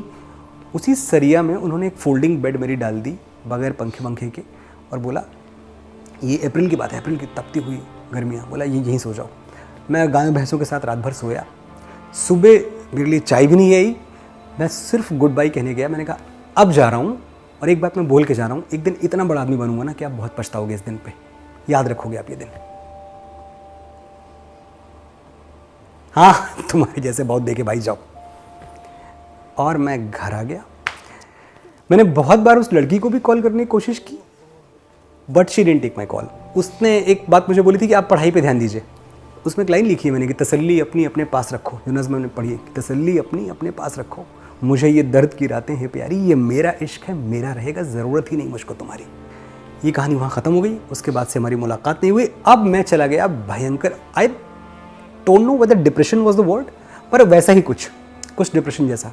दुनिया से कट गया, कुछ मुझे अच्छा नहीं लग रहा है, ना खाना ना पीना ना पढ़ना ना जगना ना सोना ना दोस्तों से मिलना मिलाना, एक कमरे में कैद, कब सुबह हुई कब शाम हुई, हफ्तों निकल गए मैंने सूरज नहीं देखा, हफ्तों निकल गए मैं अपने घर के दालान में नहीं आया, अपने घर की छत पे नहीं गया। उस बीच नीलम मुझे अक्सर फ़ोन करती हैं और कहती कि कोई बात नहीं, सब ठीक हो जाएगा टाइप की बातें। So she was my shoulder to lean back on. और वो रिश्ता, नीलम को मैं इसके पहले 2-2.5 साल से जानता था, पर हमारे बीच में कुछ ऐसा था नहीं, लेकिन इतनी हमदर्दी, इतना प्यार, और मैं बहुत टूटा हुआ था। एक दिन लगा कि यार ठीक है, फिर तुम ही आ जाओ मेरी ज़िंदगी में, तुम्हें तसल्ली इतनी दे रही हो, इससे अच्छा है कि तुम आ जाओ। And she said I always liked you. मैंने कहा ओके ठीक है, और यहाँ से मेरी और नीलम की कहानी शुरू हुई। अब आप देख ही रही हैं कि कहाँ तक पहुँची ये बात। गॉड, आपने भावुक कर दिया। और आज मैं सोच रही हूँ कि देखिए, इसमें एक सीखने को है कि कई बार हम किसी व्यक्ति के बहुत बुरा वक्त ना कहूँ, अच्छा वक्त नहीं होता है, हम उसको रिजेक्ट करते हैं, किसी भी रिश्ते में, ज़रूरी नहीं प्यार में। और कितनी बार वो व्यक्ति अगर कुछ आज बन जाता है, तो मुझे यकीन है उन दोनों को पता होगा कि आज आप कौन हैं, क्या हैं। I am sure they know, और शायद अपने फैसले पर पछताती भी होंगी। रिचा, बिल्कुल पता होगा। मैं एक चीज़ कहता हूँ ना कि हमें थोड़ी सी आदत पड़ गई है ना किसी की फेस वैल्यू पे, या किसी को देख के 2 मिनट में जज कर लेने की। ये वाली गलती हम दिन में 10 बार करते हैं, हम सब करते हैं ये गलती। उसने कपड़े कैसे पहने हुए हैं, वो हम तो एक ऐसी जनरेशन में है ना जहाँ हम डीपी देख के इंसान को फ्रेंड और अनफ्रेंड करते रहते हैं इतना क्विकली। मतलब आपने डीपी देख के अंदाज़ा लगा लिया कि मैं कौन हूँ, मेरा डीपी मैं नहीं हूँ, मेरा डीपी। तो आज की जनरेशन के साथ तो ये ज़्यादा प्रॉब्लम हो गई। हमारे ज़माने में तब भी कम थी, आज थोड़ी सी और प्रॉब्लम ज़्यादा है कि किसी को जानने के लिए किसी के साथ वक्त गुजारना पड़ता है, किसी के साथ ट्रैवल करना पड़ता है, किसी के साथ अच्छे बुरे तमाम मोमेंट्स गुजारने पड़ते हैं। तो नीलम की मेरी तो ऐसे ही रही जान पहचान, क्योंकि नीलम और मैं कभी इस एजेंडा से मिले ही नहीं कि हमें हमेशा साथ रहना है, या कोई हमारा रिश्ता है, या कोई कंडीशन है कि तुम मेरे लिए ये करो, मैं तुम्हारे लिए वो करूँ। She was unconditionally there. और शायद वही रिश्ता सबसे ज़्यादा आपकी ज़िंदगी में खूबसूरत आया। लेकिन अपने व्यूअर्स को बता दें कि दिल टूटना ही मनोज मुंतशिर की ज़िंदगी में एकमात्र तकलीफ नहीं थी। बाद में आखिरकार उन्हें नीलम का साथ मिला और बहुत सारा प्यार मिला, जो अभी तक है। लेकिन मुसीबतें और बहुत सारी आनी थी, उन मुसीबतों के बारे में बात करेंगे, लेकिन उससे पहले आपको एक मैसेज सुनवा देती हूँ। आज 20 साल गुजर गए हमारी शादी को। हमारी शादी की सबसे अच्छी बात यह है कि जो निखर के आया वो था हमारी दोस्ती का रिश्ता। तमाम उतार चढ़ाव के बाद भी हम एक दूसरे के सबसे अच्छे दोस्त हैं। और दूसरी चीज़, जो एक सवाल का जवाब है जो मैं मनोज को देना चाहती हूँ और सबसे शेयर करना चाहती हूँ। मनोज जूतों के बहुत शौकीन हैं, नए नए जूते उन्हें बहुत पसंद हैं, बहुत अच्छे शूज़ कोई उन्हें गिफ्ट करता है वो खुश हो जाते हैं। तो मैं भी उन्हें बहुत सारे शूज़ गिफ्ट करती रहती हूँ। वो मुझे कहते हैं, ना तुम मुझे मना करती हो और ना तुम रुकती हो, बस खरीदती ही रहती हो। तो शायद मैं इसलिए करती हूँ मनोज ये सब कि मैं स्ट्रगल के वो दिन भूलना चाहती हूँ जब हम सेकंड हैंड जूते मीरा रोड से लाकर पहनते थे। तुम्हें याद है, बारिशों के दिनों में उन फटे हुए जूतों में पानी भर जाता था। तुम लोगों के यहाँ जब मीटिंग्स में जाते थे तो कितना एम्बैरेस होते थे, घर आकर तुम रोते थे। तुम्हारी रोती हुई आंखों को भूलना चाहती हूँ, उन फटे हुए जूतों को भूलना चाहती हूँ। शायद इसीलिए नए नए जूते तुम्हें गिफ्ट करती रहती हूँ। स्ट्रगल नहीं भूलना चाहती, तुम्हें मुस्कुराते हुए देखना चाहती हूँ। और आखिर में एक बात, तुम दुनिया के लिए आस्टार हो, मेरे लिए तुम हमेशा से थे। मेरे आंगन का चमकता हुआ सितारा तुम थे, हो और रहोगे। तुम ही कहते हो ना वक्त का काम है, ढलना ढल जाएगा। और तुम साहिर साहब की बातें भी कहते हो ना कि मुझसे बेहतर लिखने वाले आएंगे और तुमसे बेहतर सुनने वाले आएंगे। चलो मान ली तुम्हारी बात, लेकिन मेरी भी एक बात तुम मान लो, तुम जब भी इस घर में लौट कर आओगे, तुम मेरे स्टार थे, स्टार हो और रहोगे। मैं तुम्हारी बातों को, तुम्हारी पोइट्रीज़ को उसी शिद्दत से सुनूंगी जब पहली बार सुना था।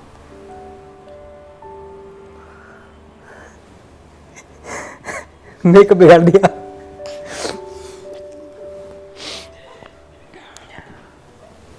जब मैंने ये मैसेज सुना था मैं भी रोने लगी थी। मैंने और नीलम ने वो वाले दिन साथ में देखे जो किसी को ना देखने पड़े तो अच्छे। तकरीबन 99 में मैं मुंबई आया था और 2000 में नीलम आ गई थी। और जिस काम के भरोसे नीलम को बुलाया था वो चला भी गया। मुझे वो दिन याद हैं जब, क्योंकि हम दोनों उत्तर प्रदेश वाले, हम दोनों को खाने का शौक, दाल चावल कहाँ नसीब होता था। कई दिन गुजर जाते थे। आपकी शादी हो चुकी थी? शादी हो चुकी थी। और हम उस वक्त सपना ये होता था कि यार इस हफ्ते दाल चावल खाएंगे, इस हफ्ते कहीं मिलेगा, कहाँ मिलेगा, इंतज़ार करते थे शायद यहाँ से पैसे आ जाएं, वहाँ से पैसे आ जाएं। कुछ नहीं, पार्ले जी बिस्किट्स खा के ज़िंदगी गुजर रही है, सुबह भी शाम भी। फिर हमने एक दिन एक तरीका ढूंढ निकाला कि हमारे घर के बगल में थोड़ी सी दूर चल के एक दोस्त थे हमारे जो हमारे गांव के ही थे। तो मैंने कहा यार उनसे मिले हुए बहुत दिन हो गए, 8 बजे के आसपास वो लोग खाना खाते हैं, तो 7:30 चलते हैं और टाइम रहेगा खाने का और हमें भी खाना मिल जाएगा। तो नीलम को भी आइडिया बहुत अच्छा लगा, बात तो सही है। तो हम दोनों गए और एक्चुअली 7:30 ही पहुँचे वहाँ। 8:30 बजे के आसपास खाना लगना शुरू हुआ टेबल पे। अब मेरा अचानक ध्यान गया कि इस पे 2 प्लेट कम है जितने लोग हैं उनमें से। हमारा नहीं लगाया, बाकायदा पूरा सबका प्लेट लगा, सब ने हमारे सामने खाना खाया और हमें किसी ने पूछा नहीं। और हमारी भी खुददारी ने हमारी ज़बान पे पहरे डाल दिए। हम भी नहीं कह सके कि खिला दो। वहाँ से बाहर निकले पागलों जैसा रोए कि यार दाल चावल नहीं मिल रहा है, दाल चावल। निवाले माँ खिलाती थी तो 100 नखरे दिखाते थे, नहीं है माँ तो सारी आनाकानी छोड़ दी हमने। यही रोटी लिए मम्मी पीछे पीछे भागती थी, पीछे पीछे, कभी घी में लगा के, कभी उसके अंदर आलू भर के, कुछ भी करके खा लो खा लो। इसी रोटी के पीछे मैं भाग रहा हूँ और मुझे नसीब नहीं हो रही। तो ये मेरी और नीलम की बॉन्डिंग है। सुख के दिनों की बॉन्डिंग तो पता नहीं कितनी है, पर ये दुख के दिनों की बॉन्डिंग बहुत बहुत अच्छी है। और इसके बावजूद कभी ऐसा नहीं हुआ कि हम एकदम ये सोचा हो हमने कि अच्छे दिन नहीं आएंगे। हमेशा लगता था ये एक यात्रा है, ये एक कोटा है, हर इंसान की ज़िंदगी में ये कोटा होता है सुख और दुख का, हमारा पहले ख़त्म हो रहा है। तो पॉजिटिविटी हमेशा यही बनी रही कि आगे सब अच्छा ही अच्छा है, बिकॉज ये तो हमने झेल लिया, ये तो हमने सह लिया। मुझे याद है ऐसे ही दिनों की बात है, एक बार नीलम को फीवर आया और बहुत ज़ोर का बुखार आया और समहाउ शायद कंटेजियस रहा होगा, मुझ तक भी पहुंच गया। हम दोनों बुखार में तड़पते रहे। ऐसा बुखार कि जब आपको दिन और रात का ही पता नहीं, मैंने तो अपने सेंसेशन भी लूज़ कर चुका था। नीलम का तो फिर भी ढल गया और ये मुझसे ज़िद करती रही कि डॉक्टर को दिखा लो। हमारे घर के बगल में डॉक्टर रहा करते थे जिनकी फ़ीस थी 30 रुपये। मैंने कहा ये हमारे जो सबसे बुरे झगड़े हुए हैं उनमें से एक झगड़ा वो था, because she wanted me to somehow go to that doctor. और मेरे साथ ये था कि मैं हिल नहीं सकता क्योंकि मैं 30 रुपये नहीं खर्च कर सकता अपनी हेल्थ के पीछे, और करूँगा भी कहाँ से, किसी से मांग के लाऊंगा, कहीं से उधार लूँगा मैं, तो उस एम्बेरसमेंट में नहीं पड़ना। हफ्तों हमें गुजर जाते थे ऐसे ही। मुझे याद है तारीख का पता नहीं, दिन का पता नहीं, लेटे हुए हैं एक कमरे में। जब आप दूसरों से पूछते थे, दूध वाले से या किसी से, तो पता चलता था कि आज 17 तारीख को आप लेटे थे, आज 24 तारीख हो गई। इस तरह दिन बदले। और ऐसे ही एक दिन की बात याद है कि मुझे चाय पीने की तलब तब भी बहुत थी और आज भी बहुत है। चाय पिए भी कई दिन हो गए थे।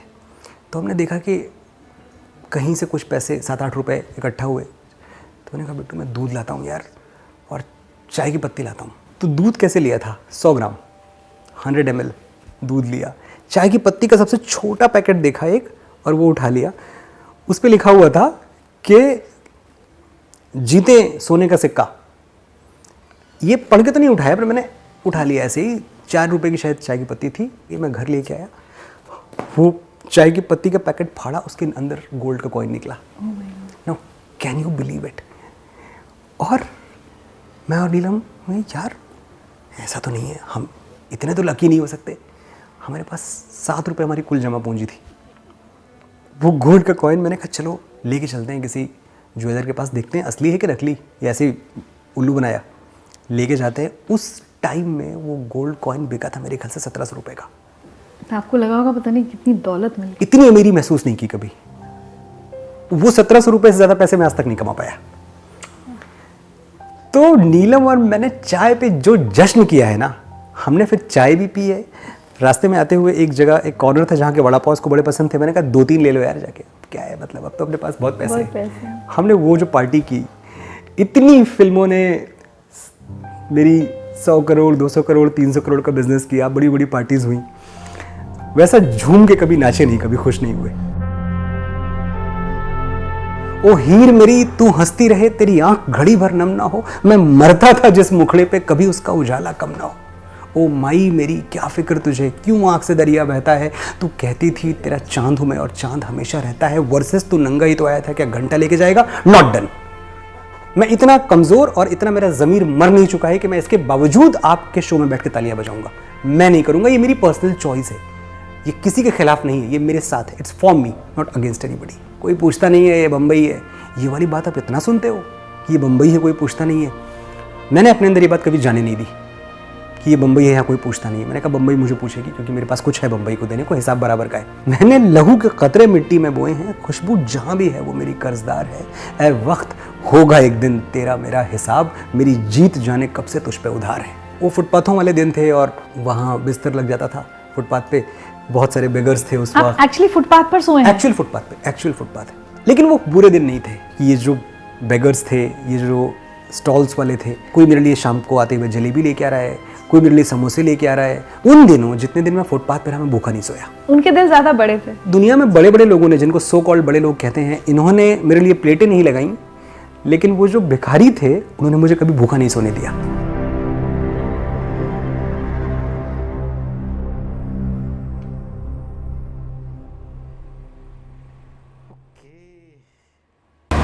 जी जनाब।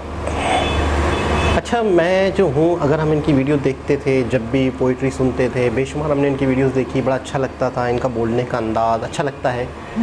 तो मैं ये सोचता था कि जिस पर्सनैलिटी के साथ ये दिखते थे, जिस इनके चेहरे पे एक स्माइल होती है, इनके चेहरे पे बड़ी रौनक दिखती है हमें, तो ऐसा लगता है कि ये तो मतलब मुझे ऐसा लगता था खुश खुर्रम सोने का चम्मच लेके पैदा हुए और बड़ी अच्छी लाइफ गुजारी। बड़ा मतलब है कि एक शौक़ है इनको पोइट्री का, और ये एक अच्छी फैमिली से, बड़ी रिच फैमिली से, फैमिली तो इनकी माशाल्लाह से अच्छी, लेकिन रिच फैमिली से ताल्लुक़ रखते हैं, जो इसकी इनकी पर्सनैलिटी है मुझे दिखती थी। और दूसरी बात ये है कि इतनी शदीद तकलीफ़ देखकर, इतने स्ट्रगल के दिन देख के, और मैं कहता हूँ कि ये क्या फ़िल्मों में काम करेंगे, फ़िल्म इनके ऊपर होनी चाहिए। अच्छा, मैं एक चीज़ सोच रही थी, मैंने मतलब लोगों के मुंह से बहुत सुना है लोगों के बारे में कि जी हम तो 2-2 दिन फाका करा, हमने तो इतने बुरे दिन देखे हैं, हमारे यहाँ तो शेल्टर में, हमारे पास शेल्टर नहीं था, हमें कोई पनाह देने वाला नहीं था, या हमने बहुत बुरी तकलीफ़ों में ज़िंदगी गुजारी है, हमारे पास ना खाना था, ना तन पे कपड़ा था। तो मेरा दिल ना कहीं मतलब हो गया है, मजबूत हो गया सुनते हुए कि होते रहते हैं ये सब केसेस, होते रहते हैं और ये ज़िंदगी का एक हिस्सा है। जब तक आप मुश्किलात नहीं देखते, जब तक अंधेरा नहीं होगा, तब तक उछाला नहीं आ सकता ना, और ना आपको उस चीज़ का एहसास होगा। लेकिन ऐसी तकलीफ़ें, ऐसे सख्त तरीन पड़ाव को पार करके कोई आगे निकला, मतलब मैं वहाँ हिल गई जहाँ उन्होंने बताया कि 17 तारीख को हम पड़े थे, हम बुखार में थे, मैं और मेरी वाइफ बुखार में मुबतला थे, और मेरे पास इतने भी पैसे नहीं थे, 30 रुपये डॉक्टर को देने के नहीं थे कि हम जाते और मेडिसिन लेते। और 17 के बाद जब हमारी आँख खुली है और फिर कोई दूध वाला या कोई भी इंसान जिससे उन्होंने पूछा तो उसने बताया आज 24 तारीख है, या नहीं कि कोई पुरसाने हाल नहीं, कोई बंदा नहीं जो इनकी मतलब केयर कर लेता, जो इनको लेकर चला जाता, जो इनकी हेल्प करता, और इतने सख्त तरीन वक्त को काटा है उन्होंने। और फिर भी उनकी ज़बान पर एक शिकवा नहीं। हमारे ऊपर एक छोटी सी मुसीबत, छोटी सी परेशानी आ गई। मैंने पूरा इंटरव्यू उनका देखा, 1 घंटे का इंटरव्यू था जो मुझे लगा 1 मिनट का होगा। मतलब मुझे तो ऐसा लग रहा था मैं 3-4 घंटे 5 घंटे इनको सुन सकती हूँ आराम से। जिस तरीके से बता रहे थे अपनी लाइफ के बारे में, तो मैं हैरान हूँ, एक ऐसा इंसान जिसने अपनी लाइफ में इतनी मुसीबतें देखी, इतनी तकलीफ़ें देखी, पूरे इंटरव्यू में आपने देखा कहीं उनकी ज़बान पर या उनके लबों पर शिकवा आया अल्लाह से, ईश्वर से, खुदा से, कि वो एक बार कहते हैं कि मुझे इतनी मुश्किलात मिली। ये इंसान ऐसा होता है कि बहुत मुश्किलात हो जाती है ना किसी की लाइफ में, वो इंसान बड़ा रूखा हो जाता है, जिसको हम रूखा कहते हैं, रूड हो जाता है और बिल्कुल चिड़चिड़ा हो जाता है। कोई अच्छी बात भी करे तो उसको बुरी लगती है, कि वो कहता है यार मैंने अपनी ज़िंदगी में ही बनवास काट लिया। ये अभी भी वही खुशो खुर्रम, वैसे ही वही हशाश बशाश, चेहरे पे इतनी रौनक, जैसे सवाल करते थे ऐसे मुस्कुरा कर जवाब देते थे। मतलब अपनी पर्सनल लाइफ के बारे में भी इतना खुलकर बता रहे हैं कि क्या हुआ क्या नहीं हुआ, लव लाइफ उन्होंने बताई, फिर वो कैसे थे। अच्छा, मैंने इमरान अब्बास हमारे एक्टर हैं, तो उनकी एक क्लिप देखी थी जिसमें उनसे समीना पिरज़ादा है, वो उनसे इंटरव्यू कर रही थी, तो उन्होंने कहा कि आर्टिस्ट का क्या मतलब, आर्टिस्ट का दिल टूटना ज़रूरी है। तो वो कहने लगा आर्टिस्ट का जब तक दिल ही नहीं टूटता ना, तब तक वो आर्टिस्ट बन ही नहीं सकता। जब तक उसके दिल में दर्द नहीं होगा ना, तो वो कर ही नहीं सकता। वो अपना काम, चाहे वो कोई एक्टर हो, चाहे वो कोई पोइट हो, वो अपना काम कर ही नहीं पाएगा। तो ये जो बार बार मुझे ऐसा लगता है कि इनके अंदर जो ये टैलेंट, हुनर इनका जो सामने आया हो, ये उभर कर, जैसे आप कहते हैं कि शायरों का कोई वो नहीं होता। फिर ये मूवीज़ में आए, इतने डायलॉग्स इनके मूवीज़ में आए हैं, गीत लिखे इन्होंने, शायरियाँ लिखी इन्होंने, और ये इतने पॉपुलर हुए। तो मुझे इसके पीछे वजह, रीज़न यही लगता है कि एक तो इन्होंने अपनी राह बहुत पहले ही चूज़ कर ली थी, बहुत पहले मुंतखब कर चुके थे ये कि मुझे किस रास्ते पर चलना है, और उसके आड़े कोई भी आता था तो उसको डू और डाई करके, यानी कि बिल्कुल जू के तू नहीं होते तो उसको जवाब देते थे, जी मैंने चुन लिया, मुझे शायर बनना है तो बनना है। दूसरी बात ये है कि इनका दिल जो टूटा ना, तो इनके कलाम में कह लें या इनके काम में कह लें, फिनिशिंग के साथ साथ एक दर्द, एक तकलीफ़ के साथ साथ महारत आती चली गई। जैसे एक होता है ना इंसान, बड़ा मंझा हुआ इंसान होता है, बड़ा मंझा हुआ खिलाड़ी होता है, तो ये अपने काम में जैसे जैसे इनका दिल टूटा, जैसे जैसे इन्होंने ये सब चीज़ें को फेस किया, तो मुझे ऐसा लगता है वैसे ही ये तराशते और खराशते चले गए अपने वर्क को, अपने काम में। ऐसा ही है। अच्छा, मुझे वो चीज़ याद आ रही है, वो लम्हा याद आ रहा है जब वो दाल चावल वाले जिक्र कर रहे थे, तो वो कह रहे थे कि हम अपने रिश्तेदारों के घर के जानने वाले थे, हमारे कोई गांव के थे, हम उनके घर चले गए कि चलो आज तो कोई अच्छा खाना मिल जाएगा। तो आप ये देखें कि उन्होंने आए हुए मेहमानों को ये समझा कि ये मेहमान हैं, ये आएंगे और चले जाएंगे। अच्छा, ये खाने के इंतज़ार में शायद बैठे रहे ना, और मुँह से बोल भी नहीं सकते थे। मतलब अच्छा, एक चीज़ है कि ये चीज़ तो पूरी बताई उन्होंने पूरी डिटेल से, उन्होंने खाना नहीं दिया, वो वापस चले गए, तो वो चीज़ बताई भी इन्होंने, मतलब ये चीज़ शेयर करने की थी। मतलब इंसान, कितनी बड़ी बात है कि हम अगर थोड़ा सा भी कोई ओहदा मिल जाए, हम थोड़े से वेल्थ हो जाएं, तो हम ये समझते हैं कि जो हमारे अगर बुरे दिन थे, या हम किसी के घर सिर्फ इसलिए गए थे कि यार वहाँ से हमें खाना पीना मिल जाए, और वो उन्होंने खाना नहीं खिलाया, तो फिर ये आके कह रहे हैं कि हम दोनों रोए। मैं आपने वो बात नहीं सुनी कि जब वो मनाने गए उस लड़की के घर पे, तो उसकी लड़की के घर वालों ने उनको मतलब धक्के मार के बाहर निकाल दिया। मतलब आप अगर आप जलालत की बात कर रहे हैं, तो उन्होंने तो अपना हर पॉइंट बता दिया, जहाँ जहाँ उनको जो देखने को मिला, उन्होंने कुछ नहीं छुपाया, सच, मतलब हर बात उनकी सच पे मबनी थी। उन्होंने बताया कि मुझे बाहर, वो जो जहाँ पे भैंसें वगैरह बांधी जाती थी, वहाँ मुझे मतलब सुलाया उन्होंने पूरी रात। मैं हैरान हूँ कि कोई इंसान इतना कुछ सह सकता है, और इतना कुछ सहने के बाद आज वो जिस मर्तबे पे है, उसका उनको रत्ती बराबर गरूर नहीं है। आपने देखा उनमें तकब्बुर है। अच्छा। हम हमेशा ये, जब भी इनकी पोइट्रीज़ को देखते थे, जब भी इनकी वीडियोस को देखते थे, तो मैं यही सोचती कि इनके अंदर कुछ हो ना हो, लेकिन एक चीज़ है जो नहीं है, वो है तकब्बुर, वो है मगरूरियत। अच्छा, जब वो घर में गए थे उनके, वो दूसरी मोहब्बत थी, वो कह रहे थे कि मैं उनसे बाउंड हो चुका था, मैंने दूसरी बार तो हिम्मत बांध दी थी, मैंने दोबारा फुल्ली अटैच्ड हो चुका था मैं उसके बाद अचानक पता चलता है कि हम रिश्ता नहीं कर सकते। तो मैं होता शायद, अगर मैं होता तो मैं कहता ठीक है, मैं मेडिकल में ले लूँगा।